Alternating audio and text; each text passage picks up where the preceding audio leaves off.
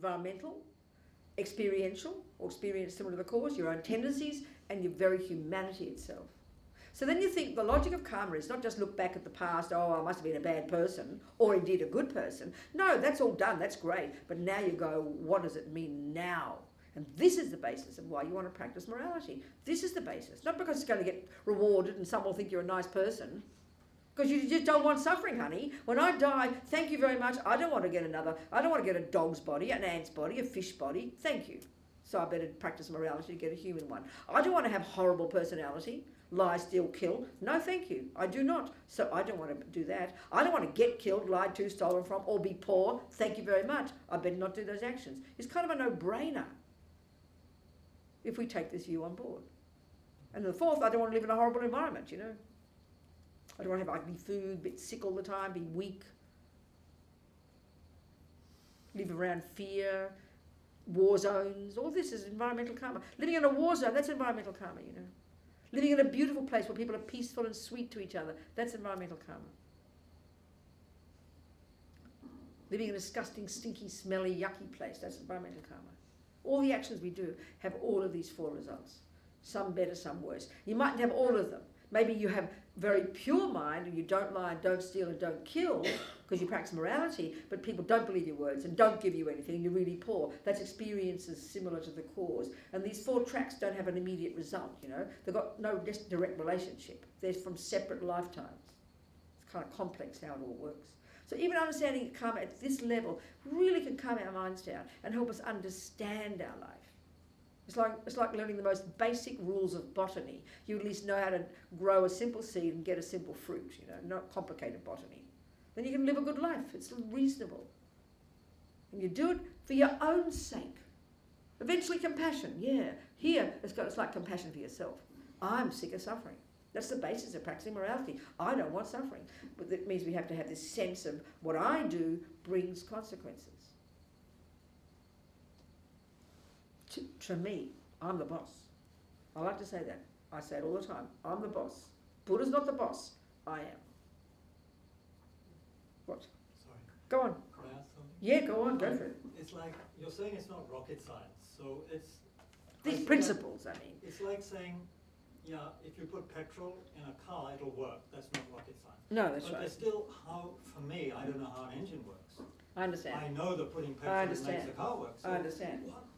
The mechanics of it. I know, it's a good point. Well, I'll tell you, these little things you pick up in the teachings, you know. You see, my feeling is that clearly, isn't it true, Venerable Kabir?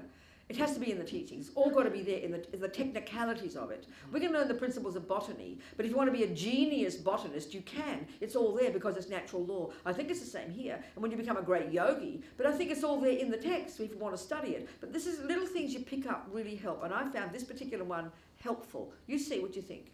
Rinpoche said, out of the blue in one teaching I found this thing that Lama Zopa said in the Vajrayana teachings. I think in the Vajrayana teachings where they talk about the four elements, I find this very helpful. Rinpoche said in the Kalachakra Tantra, there are these detailed descriptions of the intimate relationship between internal and external energy. So internal means the mind and external means the elements. So as we know, as we just again take from the Vajrayana, I remember reading one of His Holiness's teachings, as I mentioned before, all minds are inextricably linked to their own set of the four elements. Now those two components, put them together. So then as Lama Zopa said, when the mind is negative, angry, deluded, neurotic, it pollutes your wind energies that it's connected to. And in turn, that's what sickness is. Karmically, and it's subtle, but even as the principle, it pollutes your wind energies, which in turn is what causes karmically to have a sick body. Yeah. And then he said, in turn, that negative energy impacts upon the external elements, which is what the environment is.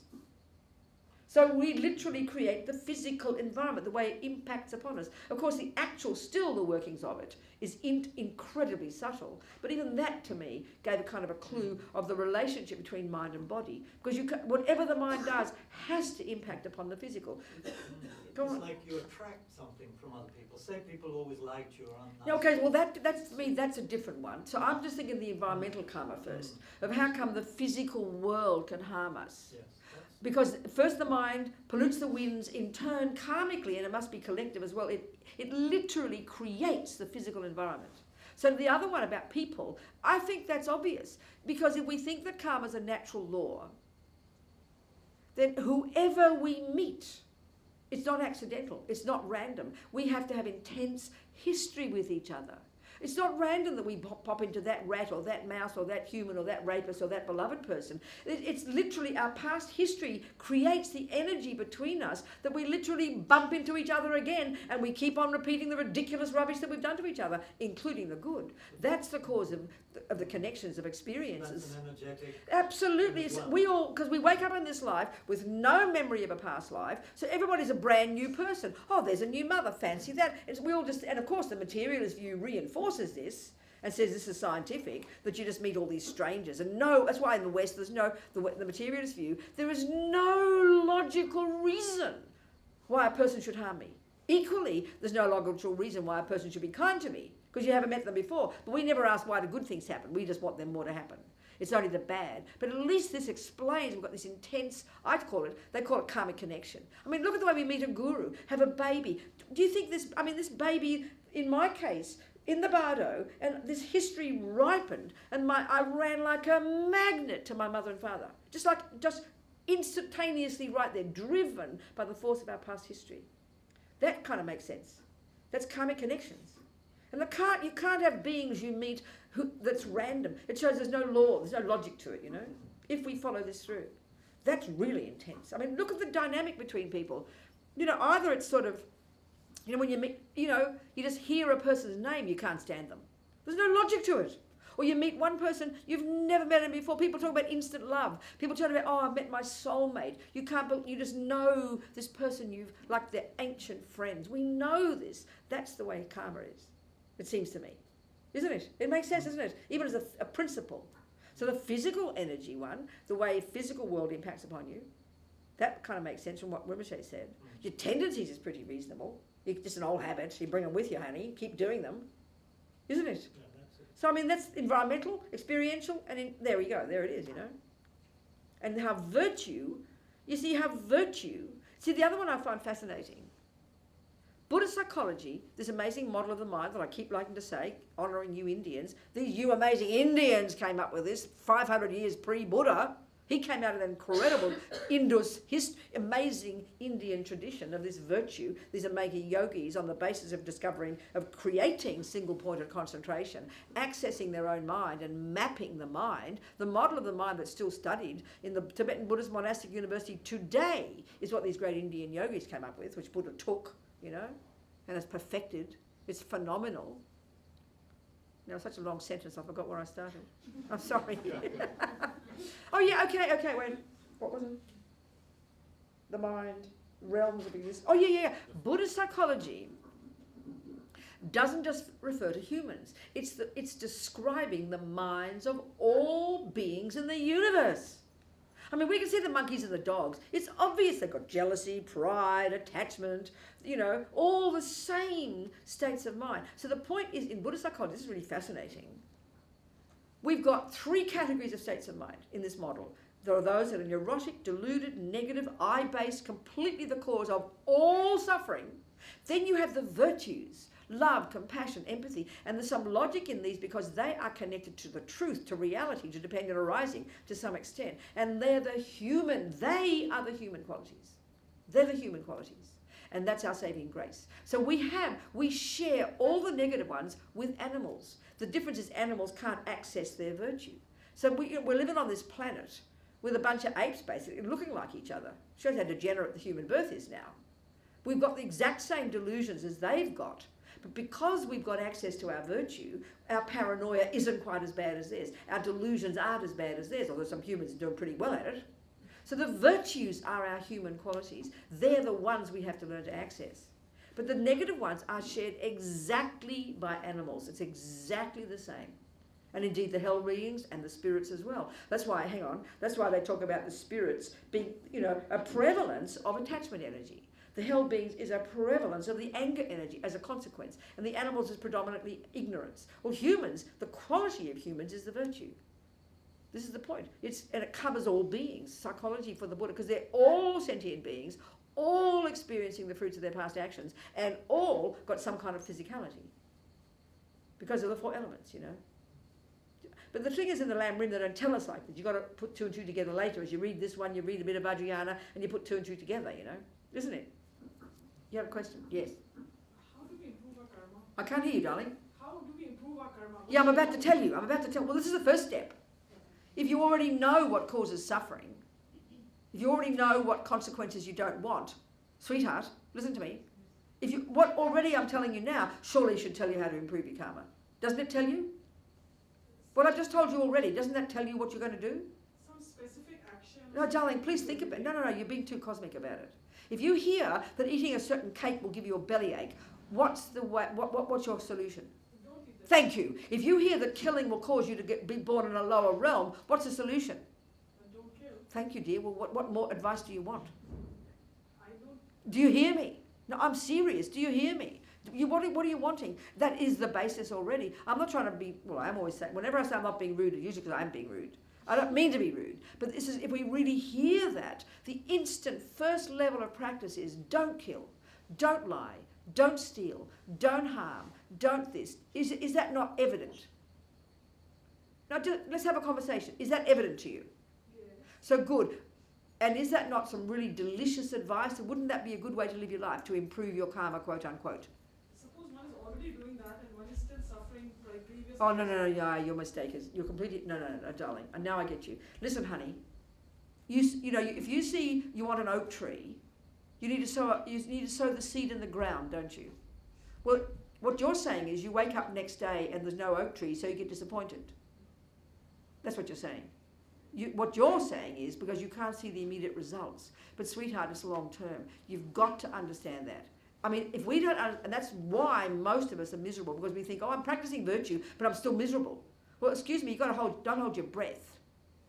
You've got to, because karma takes enormous amounts of time to bring their results. So you've got to, like a gardener, you start pulling out the weeds. You're not going to see all the weeds disappear overnight, are you? It's going to look a big mess. And you start sowing the new flowers. So because you know it takes time, you won't be disappointed. That's the absolutely necessary view to have, darling. Are you hearing me here? And when you know that you're sowing the right seeds, and you know you're living in your vows, and you know you're not killing and lying and stealing, don't be even surprised even more suffering pops up, but that's a sign of success. That's a sign of purification, in fact. So we've got to know how to interpret. And eventually these results will come. That's the logic. But we've got to be patient. This is a crucial point, darling. Do you understand my point? But the other one is to purify our karma, and I'm going to talk about that in a minute as well. But this is the first level. As Rinpoche says, there's 2 levels of practice. And the most urgent one is right now, stop creating more negative. And then we have to take care of the negative we've already done and get them out of the way before they ripen as suffering as well. And that's called purification. Do you understand? That's a good point you're saying, and it's a very common one. We all have that, because we wish we would feel better right now. Are we communicating, do you think? Am I answering the point? It might take many lifetimes, I understand. So it could happen. But what we've got to learn to do, I love the analogy of gardens. Let's say you've got a great big mass of overgrown green stuff out there, and you've got to start the work. So I've got a feeling, it looks kind of okay right now, but you start going out there and pulling out all the weeds and all the dirt's coming up and you cover up to your knees in dirt, it almost looks like it's getting worse, doesn't it? But you know you're starting the work now. So that's the same with our minds. When we really start to practice, dealing with our mind, practicing morality, living in vows, purifying. You're bringing up all the mess. It's like putting yourself in a washing machine. As Lama Zopa says, the dirt has to come out. We've got to understand this. I mean, a friend of ours, Roger, Roger and Paula, not Roger, the other one. Roger and Paula, you met them, you know them? No, Chichester. Yeah, and Roger. Roger Munro. Roger Munro. He's a meditator. He's been like 35 years serious professional meditation retreats, 3-year, 4-year retreats. And at some point he told me, he was out of his brain with extra levels of rage and arrogance. He was freaking out, really and seriously. And he went to Lama Zopa Rinpoche, and Rinpoche laughed and laughed and laughed. Fantastic. The dirt has to come out. The dirt has to come out. The dirt has to come out. Now, this is a really serious point. Because I think when we're just floating along, resting on our laurels and not doing much and not trying to practice at all, then you start to be serious. You really start to engage in it, and it's bringing up lots of stuff, you know, inevitably. It's natural. So we've got to interpret it well. We really have to interpret it properly. And then we start to get pleasure and delight from our hard work and can learn to live with the rubbish that's there and not see it in the same way as we did before, which makes us freak out, you know. It takes a good effort in the mind to see it differently. It's a very important point. Do you understand, darling? Yeah, obviously cleaning is going on in my life. So. Oh, join the club, darling. We're all like that. So, okay, so we've got the environmental karma, the way the physical world literally configures in front of us. And it's not, you know, and it's not just accidental. It's the fruit of our past actions. From countless lives, we're talking long term here, you know. And also it can be collective karma or individual. Then you've got the experiences, the way the sentient beings impact upon you. And that's usually quite personal. People who are kind to you, people who are mean to you. Because the vast majority are strangers and they do neither, we know that. And this is intense. This is not just, you know, like I say, we've got this strong history with each other from countless lives. When you think of it that way, it's natural. If I'm, you know, if me and Venerable work in the same place and we fight for 20 years, we've built up an intense history, haven't we? So even in a couple of years' time we meet again, all the history will come back unless you deal with it. So this is just from life to life. It's obvious, you know. And that's why we can see when we've got lots of karma with the same person. You fall in love with somebody, you're in heaven for the first couple of years, and then you can't stand each other the next couple of years. You see that regularly because you've got lots of good and bad karma with each other, you know, inevitably. And the environmental one is so interesting. I mean, there's this American mega rich businessman. I don't know if you've heard of him. His name is Warren Buffett. He's super famous for being, he just looks at money and it multiplies. He's got this amazing karma with money, right? But he's renowned, he's like 86, 87. He's renowned as very down to earth. He drives the same old Toyota that he's driven for the last 20 years. He lives in the same old little house. He's given all his $65 billion away to Bill Gates for his foundation. He really seems like a very down to earth fellow, you know? Well, I read his biography and his daughter said, I've never seen water pass his lips. He's 86. He's as fit as a fiddle, and his diet since he's a boy, daily diet, cheeseburgers, some flavour of Coca-Cola, and vanilla ice cream. Wow. Now, the medical profession should be shattered because he should be deeply sick or dead by now. Because there's no logic in the materialist view of health that he should be still healthy. He's as fit as a fiddle. So that kind of shows it's not just the food. That's from strong, he's still alive at 86 because of non-killing karma, and he's got powerful environmental karma of being healthy, and whatever he eats nourishes his body. Just the proof. It's not just the food, you know. It's the proof. It's right there. It should shock the scientists. It should shatter all their theories. But they just shrug their shoulders and go, oh, well, he's just different, you know. This is environmental karma and experience similar to the cause, both of non-killing. So anyway, any questions about this? Then we'll talk more about how to purify karma, which is so extremely helpful. Any questions? Any questions at all? You mentioned that where are you? Oh yes, go. Animals can't access their virtue. That's right. So, which is in the present life, you mean to say that they can't practice virtue? Or That's right. Can't? Well, both. I say access, meaning, you know, okay, in general, we can see, if we take this model of the view of the mind, which is not the way we think in the modern terms at all about the mind, we've got these three distinct categories of states of mind. Those that are negative, neurotic, delusional, fear-based, I-based, they're the ones that cause us any suffering and any harm at all, ourselves, okay? We can all recognize those. They're called attachment, anger, fear, depression, low self-esteem, jealousy. I mean, we know them deeply. Do you not agree?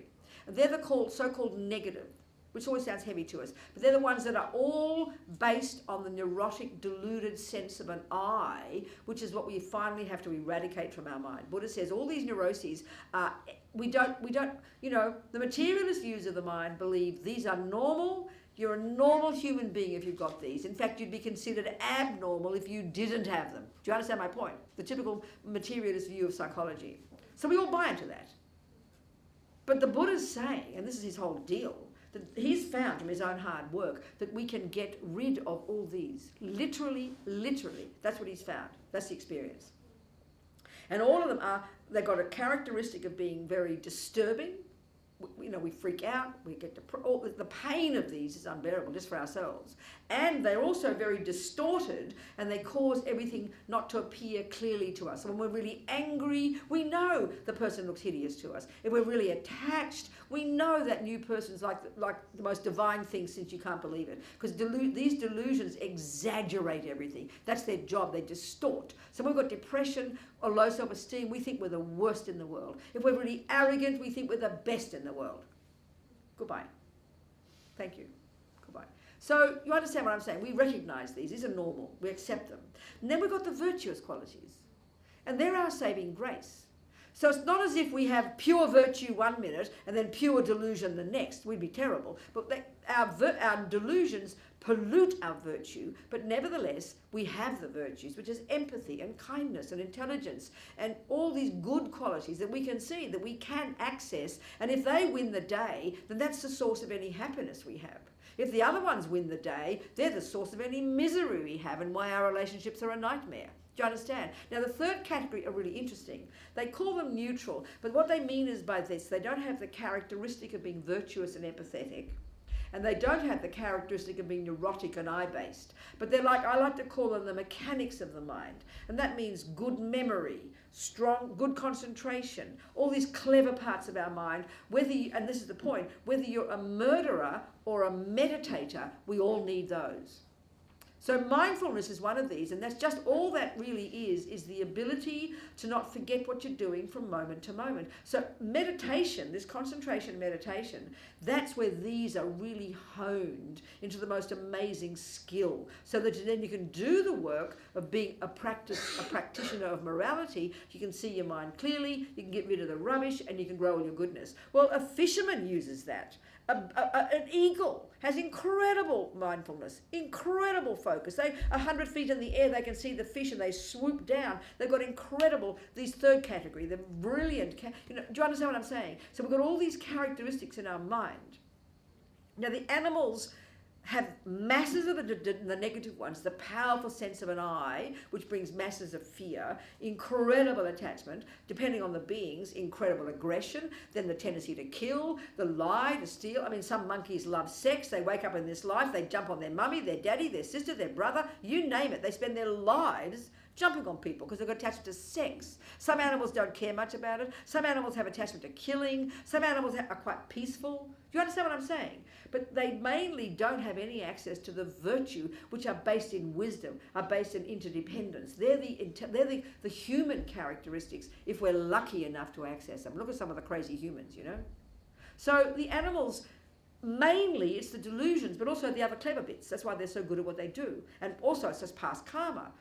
We practice our habits, you know. So as an animal, like we say, leopards can't change their spots. They live in intense fear, which we don't think sometimes. I mean, I remember Lama Zopa saying one time to Jane Seidlitz, a friend of our friends, she was in the teaching, and he said, if we could, just for a few moments, have a direct experience of the mind of our little dog, that the intensity of the suffering of their mind would be so beyond bearing, we'd never want to waste a single second of this precious human life. Now that's shocking, because we don't see suffering, we see a dog, we think it's the cutest little thing. We don't see the mind of a dog or a cat or an animal. We only see their suffering if they're eating each other or something, you understand? Because this is the intensity of these delusions. We don't even think we're suffering until we start looking at our minds. This is the function of the delusions. So luckily, we've got our virtue, which is how come we're sitting in this room. I mean, how amazing. They got all those imprints from their countless past lives. But when you get the animal birth, it's like all the weeds of all the delusions take over and all their virtues. They just can't access them. They don't have a capability of developing empathy. Some creatures do. You can see some animals, due to karma mostly, especially some domestic animals who have a connection with humans. Dogs can be very kind and do good things. It's mostly just karmic imprint. It's not a conscious thing. You can't grow their intelligence. That's the suffering of an animal's mind. Do you understand my point? So that's why you can't expect an animal. That's why if you're going to help your animals die, there's so much you can do for them. We're going to do all this as we go along in this course. But this is why so many of the practices that are like saying mantras, showing them images of the Buddha, hearing and seeing holy images is the precious gift we can give to our animals. Do you understand? And that way get the imprint of the Buddha in their mind before they die, which can help them get a decent human birth. Do you understand? Someone else? Questions? Nothing. Okay. Let's talk about how we purify karma. So the first one is most immediate, urgent level of practice, as I said, is to attempt to control our body and speech, to control our behavior, basically, and not harm sentient beings. Because those actions, which are normally motivated by our aversion, our attachment and so on, us continue to sow more seeds in our mind that will ripen as more suffering. And guess what? We're sick of suffering. So the most urgent level is back off, control our body and speech. Then we can begin to control our mind. That's more advanced. First control your body and speech. Then you can start to see your mind. But the other one is now get ahead of the game and let's start purifying the karmic seeds that we must have planted, that we've got trillions of, in all our bank vaults, as I like to call them, from countless past lives. And they don't go away. They either ripen as our experiences or we have to pull them out. So these are the two levels of practice that if we live in vows, which gives the extra impetus to the creation of virtuous karma and the refraining from negative, and we do purification every day, and we do a few mantras and have some faith in the Buddha, you have got a perfect practice, I swear. But being a nice person, doing lots of mantras but not having vows, it's like you're not even getting ahead of the game because vows are so necessary. There's something to really think about and understand, just psychologically, the power of vows. So even before we start to purify, to talk about purification, I just want to try and see the logic in vows, not just to believe it as some religious thing. I think it makes sense, I think when we, make a strong decision to do something, it's more powerful than just occasionally doing it. So if you even think of the fisherman, this little boy, the mother told me from very tiny, he, saw fishing. He fell in love with fishing, basically. No one ever told him off because in the West, fishing is considered a totally nice thing to do. Therefore, he spent his life being a fisherman, a professional fisherman. So right there, think about that. It's like he vowed to kill. It's like he sat down and defined himself as the killer of fish. I'm not being mean about him, but that's the intensity of what he would have done. It's like he took a vow to kill. He defined himself as a fisherman. Every decision in his life was informed by his being able to go fishing every day. He thought of fishing. When he wasn't there, he was always working out what to do. The money he got was from fishing. So clearly it's more powerful like that when he made a strong decision, I am a fisherman, than occasionally going fishing. It's obvious because it's in his mind all the time. Well, if you make a strong decision, I am a non-killer, you're defining yourselves as a non-killer. I will take a vow, I will never kill from now intentionally until I die. It's obvious. When you're walking around in your daily life, it's obvious. You're defining yourself as a non-killer. It's like your job description as opposed to his. That's the power of that, of deciding in advance, on your knees in front of somebody, I will never kill. I will never lie. Now, it doesn't mean you're not going to kill and lie. Not going to kill, because just by existing, we are killing countless living beings. We breathe them. We tromp on them. We stand on them. The billions of creatures that, even if we're just going to be vegetarian, billions of beings are suffering and being destroyed every day. We can't avoid it. But this is why the power of the intention and the vow is like kind of guides us out of this nightmare. This is samsara. You can't help, by existing, you can't help harming sentient beings. We've got to start with the intention not to harm and empowered by the vow not to harm. Like you identify yourself as a non-killer. This is so amazing, so special. It kind of makes sense, I think, psychologically. So how to purify? The thing is with all these practices, of course, if you're born in this life and you're very devoted, you've got a natural practice and you love the Buddha, you do your prayers and mantras, and many of us have that, let's say. We've got a strong connection with this path. We're very devoted and like doing our practices, which is fine. But this is why His Holiness always tells us to study. Because eventually your faith runs out. If you don't keep putting more petrol in the tank of understanding the teachings, what Buddha's saying, what is the mind, what are the details of the mind, what is karma. If you just have faith in it, that faith gets weak, and next life you won't even be a Buddhist because it'll run out, you know. That's why it always is telling us to study it, to put it into our minds deeply, to comprehend it intellectually, which deepens the strength of it because you're thinking about it every day. It's so logical. So purification. Okay, so if we do all our practices, and you know, if we're Tibetan Buddhists, we do our 4 opponent powers, we have faith in the Vajrasattva, we do our Vajrasattva mantra, and we tend to think, oh, well, I'm doing my purification. But actually, it's not enough. There are 4 main steps we have to do. And this is why I like, especially for us who haven't been Buddhists in the past, to really hear it psychologically. Because Buddha is only talking about your mind. Don't forget that. Spiritual in Buddhism is not some special other part of you. It's your mind. He doesn't use a word like soul or spirit. It's your mind. Your mind creates karma. Your mind practices love and compassion. And your mind creates negativity. So your mind purifies. It's the mind that does it. So those of us who like psychology, well, this is psychology. I'm not kidding when I say that. Buddhism, that's his main expertise, is the mind. He's a genius when it comes to the mind. But we get so caught up in the word spiritual, and then we think psychology, like they're completely separate things. For Buddhism, they are identical. They are identical. It's just that over the centuries, certainly in our modern culture, those of us who've been brought up as Christians or Jews, you know, the Christian time was the 14th, 13th century when religion did run the show. There wasn't any secular ideas. But over the centuries, the scientific view has come, and now religion and science are totally separate because of this, you know. But from the Buddhist one, we can still see they're on the same track. So anyway, purification and getting it right down to its essence psychologically is 4 simple psychological steps. And there's always a good way to remember it in English. The 4 R's, okay? The first one is regret. It's in your notes, I think. I'm sure it's in here. It's all described in detail, what I'm about to talk about. And the one of creating karma is also here. No, not all of it, I'm sorry. It's not. No, how to purify karma is not here. I didn't do it. So anyway, I can send it to people. If you want a PDF, I can send you a PDF of all these teachings. So, okay, purification is the 4 R. Huh? What? Where? What? Nothing. Okay. The 4 R's, okay? The first one is regret. The second one is reliance. The third one is the remedy. The fourth one is resolve. It's an easy way to remember, that's all, the 4 R's, you know. And obviously, as we know these practices, they're sometimes taught in a different order. You practice them in a different order. But for me, this has the most logic. This is so tasty. So all the lamas always use the analogy of if you've eaten poison. Now we know, because the meaning of the word poison, if you've eaten it, you know instantaneously it's not a cool thing.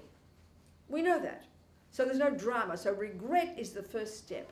And that's where you go, oh my God, I can't believe it, I ate poison. And because you know that poison will bring suffering to you, the next step is, oh, what a fool, I can't believe myself, I regret this, what an idiot. And then quick, whom can I turn to? Where's the doctor where I can get the medicine? This is the logic of the first 2 steps. But let's say more about the first step. Regret, okay. Especially if you're brought up as Jew or Christian, and maybe, I don't know, maybe Buddhist, maybe Hindus. We've all got it. I think it's all got it because it's the ego, the way ego works. We all have what we call guilt. There was Holiness one time, and I always quote this. He was asked one time, and it's the sweetest answer he gave.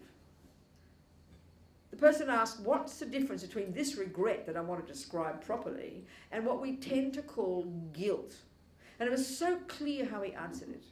He said, with guilt, we look in the past and we go, I did that, and I did this, and I did that, and then spontaneously we conclude, I'm a bad person. Now we run to this immediately. Now this is guilt. Now what do you think that is? That's called anger. Listen, if I'm mad at Venerable Kabir, you did this, and you did that, and you did this, and you're a bad person. So it is exactly the same state of mind, but it's called self-hate, guilt, and then brings depression and hopelessness, you know. We can see, we all have this naturally. It's the way ego works. because we exaggerate our badness. When he does a certain few bad things, anger exaggerates his badness. This is what all the delusions do. They exaggerate. And this is what the nature of ego is, to think this. It runs to this hopelessness. I'm a bad person. We immediately say that, don't we? It's so common. And then we feel hopeless, because when you say that, there's no action involved. You just go, oh, I'm a bad person. You never go, what can I do about it? We never think that. I'm just a bad person. And then we get more and more miserable every day. It's terrible. It's hopeless. But regret, as His Holiness said, the first part's the same. You go, you look in the past and you go, I did that, and I did this, and I did that, the bad things. But then you go, what can I do about it? That's the difference. We've got to train ourselves to think that. Because we instinctively run to the hopeless, bad, I'm useless, and get depressed and want to kill ourselves. This one, you've got to train your mind. It's like the one of poison. Now, we know if you've just eaten poison, someone says there's poison in your dinner, Kabir says to me, there's poison in your dinner, Robina.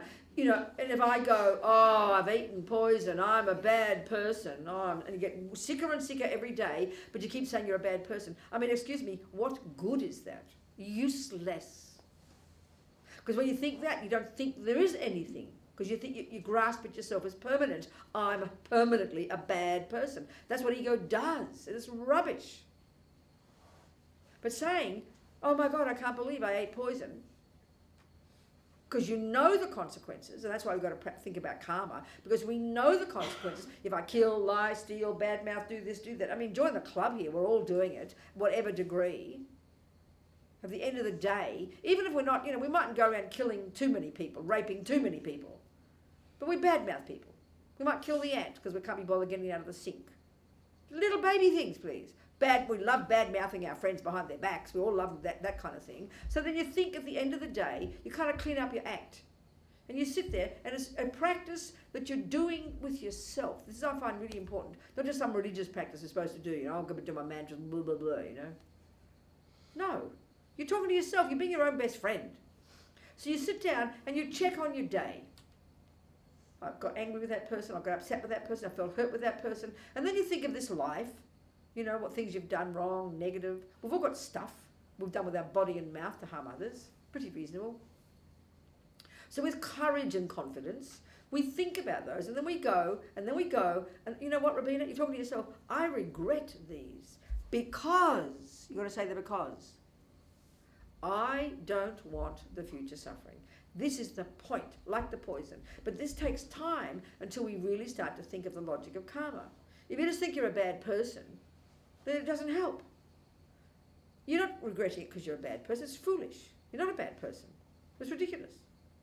Christians have a lovely saying, don't criticize the sinner, criticize the sin. Same here. They say the same in Buddhism. So be more precise with yourself, more respectful, please. Yes, I did lie, I did kill, I did steal, I did do this. You take responsibility, you're a grown-up, like a little baby. And you say, I did do it. But you know what? I regret this, because I don't want those seeds that I planted to ripen as my future suffering, because guess what, mate? I don't want more suffering. That's the kind of thinking, in your own words. That's the logic of regret. You've got to spell it out. And then we get used to the idea of karma, that we create our own reality. This is the powerful point about karma. We are the boss. So then naturally the next step has to be, well, quick, who can I turn to? Who's my doctor? Whose medicine can I use to purify me? Now, if we've got faith in God, it's a different view, it's quite different. Because God is your creator, and you've gone against God's will, obviously you will regret because you've gone against God's will, and then you must ask God to forgive you. That's reasonable with that view, but this is not the view here. Buddha is a really nice person. He would forgive you, I promise, but it's not the point. Forgiveness is not the point. That's come from the Christian view, the creative view. Maybe you Hindus who have faith in God, maybe it's the same, is it? Do you understand what I'm saying, people? Are we communicating here? Yeah. It's a crucial difference. Buddha is really kind to forgive you all the time, but that's not the point. And this is what's interesting in our daily lives. If Kabir is my best friend, and I'm always mean to him, let's say he's my boyfriend, and he's mean to me, then I go to work, I'm all guilty, and I'm terrified he's going to reject me, mostly. It's attachment to reputation. So what I'm doing, I ring him up and I get him, please, I'm so sorry, Kabir. And I'm waiting for him to say, Robina, it's all right, I still love you, darling. And I feel, oh, phew, what a relief, I'm off the hook again. And that's because he forgives me. But it's not enough. It's not enough until you do the fourth step, which I'm going to get to, where you make a decision to not do it again. But just being forgiven is not enough.